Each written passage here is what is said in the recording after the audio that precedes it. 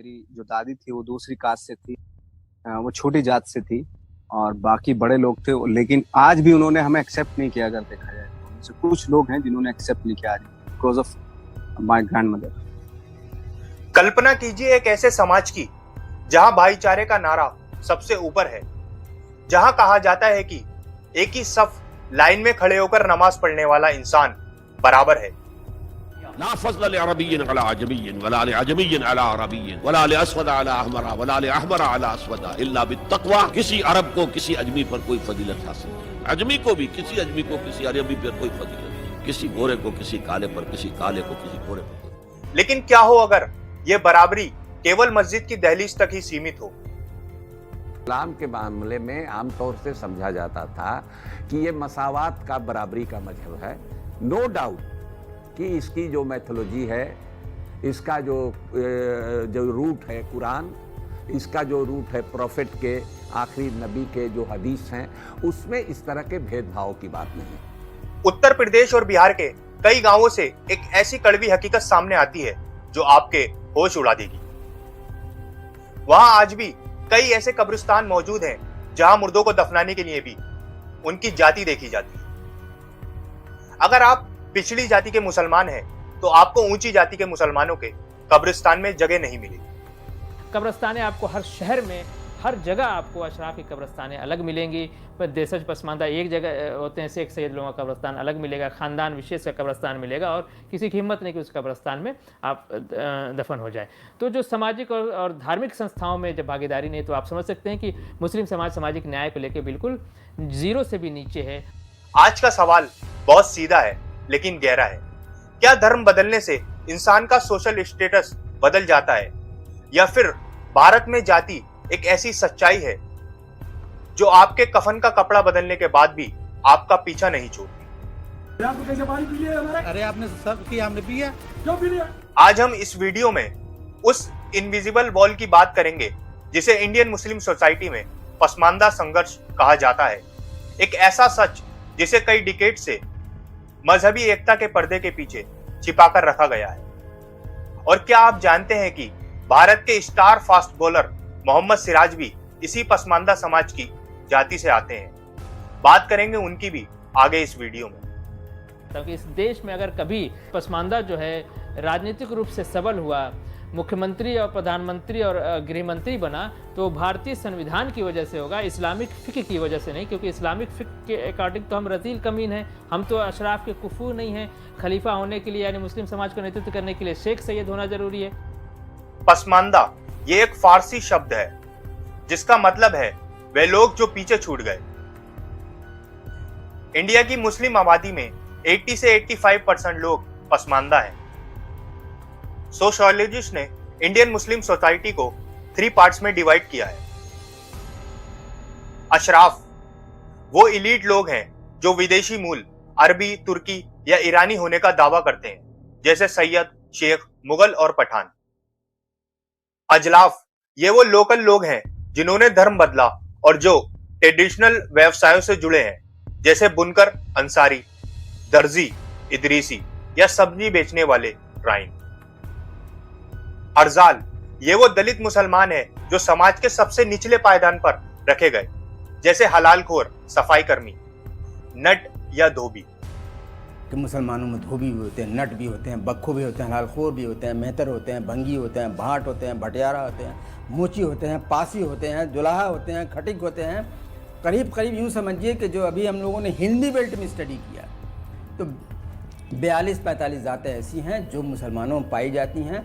लेकिन अशराफ लोग जो हैं, शेख, सैयद, मुगल, पठान, ये कभी इसके तरफ तवज्जो नहीं दिए, ये इसके सोशल रिफॉर्मेशन नहीं किए, इसके कल्चर को एडॉप्ट नहीं कर पाए, जिसके वजह कर आज जो है कि समाज से बिल्कुल छिन्न भिन्न होया हुआ है।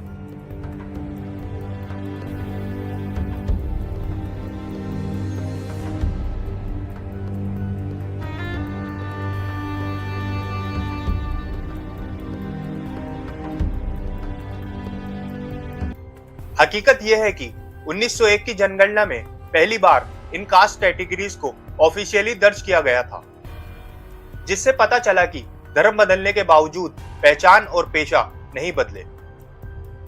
डॉक्टर इकबाल अंसारी इसे मजहबी गुलामी, रिलीजियस स्लेवरी का नाम देते हैं।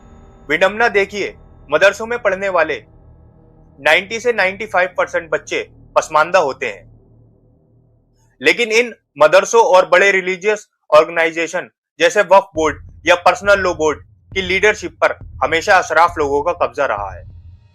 क्योंकि इस देश में मुसलमान होने के जितने फ़ायदे हैं वो बाहर से आया हुआ अशराफ वर्ग उठाता है, और इस देश में मुसलमान होने के जितने नुकसान है, चाहे वो दंगे में मार दिया जाए, मॉब लिंचिंग में मार दिया जाए, या उसको तरक्की से रोक दिया जाए, वो सब देशज मुसलमान जो है, भारतीय मूल का मुसलमान है, वो उठा।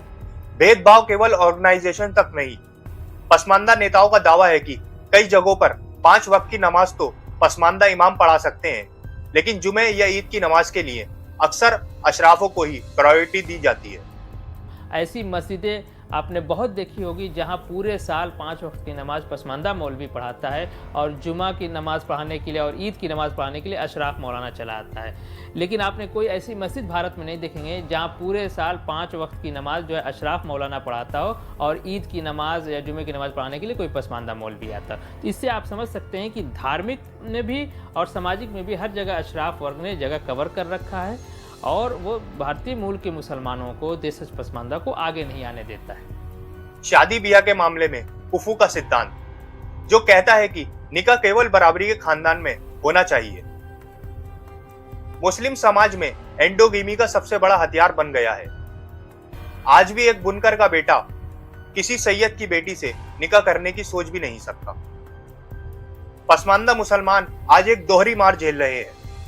एक तरफ समुदाय के भीतर उन्हें अशराफों से भेदभाव मिलता है, दूसरी तरफ राज्य, स्टेट उन्हें वो अधिकार नहीं देते जो हिंदू दलितों को मिलते हैं। 1950 का प्रेसिडेंशियल ऑर्डर सबसे बड़ी कानूनी बाधा है। इसके तहत शेड्यूल कास्ट एससी का दर्जा केवल उन दलितों को मिलता है जो हिंदू, सिख या बौद्ध धर्म का पालन करते हैं। इसका सीधा असर यह है कि एक मुस्लिम दलित ना तो रिजर्व सीटों पर चुनाव लड़ सकता है, और ना ही उसे एससी एसटी एट्रोसिटी एक्ट जैसे लीगल प्रोटेक्शन मिलता है। पसमानदा आंदोलन का कहना है कि यह सेकुलर इंडियन कॉन्स्टिट्यूशन का सीधा वायोलेशन है। एक बहुत ही कम पॉपुलर पहलू है सांस्कृतिक अरबीकरण। पसमानदा मुसलमान ओरिजिनली इसी मिट्टी के हैं। उनके रीति रिवाज, उनकी बोलियां और उनकी परंपराएं अक्सर उनके पड़ोसी हिंदुओं से मिलती जुलती रही हैं। लेकिन पिछले कुछ डिकेड से असली मुस्लिम दिखने का एक दबाव बनाया गया है। पसमानदाओं की अपनी स्थानीय पहचान जैसे साड़ियां पहनना या लोकगीत को गैर इस्लामिक बताकर डिस्करेज किया जाता है।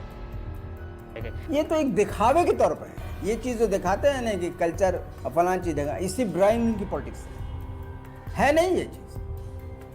आप जैसे कि हम लोग रमज़ान होता है, रोज़ा रखते हैं, हम लोग घुगनी फुलौड़ी सब खाते हैं, ये सब इंडियन चीज़ है। इंडियन यहाँ का नाश्ता जो होता है ना वही चीज़ है। आप देखते हो घुगनी है, कचौड़ी है, दाल है, वही सब हम अफ्तार में करते हैं। तो we are purely Indian. Sociologist का मानना है कि ये उनकी सांस्कृतिक जड़ों को काटकर उन्हें एक आर्टिफिशियल पहचान में फिट करने की कोशिश है ताकि अशराफ डोमिनेंस बना रहे। लेकिन कहानी सिर्फ दुख की नहीं है। इस अंधेरे में कुछ उम्मीद के दिए भी जल रहे हैं। मोहम्मद सिराज, क्या आप जानते हैं कि भारत के star fast bowler Mohammed Siraj भी इसी पसमानदा समाज की उस जाति से आते हैं जिसे मंसूरी दुनिया रुई धुलने वाले कहा जाता है। सिराज आज देश के करोड़ों पसमानदा युवाओं के लिए एक मॉस्कोट बन चुके हैं। सिराज की सक्सेस ये साबित करती है कि अगर सही मौका और प्लेटफॉर्म मिले तो पहचान की बेड़ियां रास्ते की रुकावट नहीं बनती।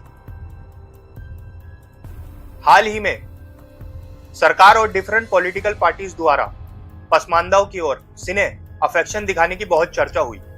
में पार्टी की अल्पसंख्यक शाखा ने मुस्लिमों के सबसे पिछड़े पसमानदा मुसलमानों तक पहुंचने का खाका तैयार कर लिया है। लेकिन यहाँ पसमानदा नेता अली अनवर एक बहुत गहरी बात बोलते हैं। वे कहते हैं, हमें सिने नहीं, सम्मान और अधिकार चाहिए। पसमानदाओं की मांग है कि उन्हें सिर्फ वोट बैंक की तरह प्यार न किया जाए, बल्कि उन्हें सरकारी नौकरियों में उनका असली हक मिले। आर्टिकल 341 में अमेंडमेंट हो और वक्फ बोर्ड जैसी ऑर्गेनाइजेशन में उनका रिप्रेजेंटेशन हो।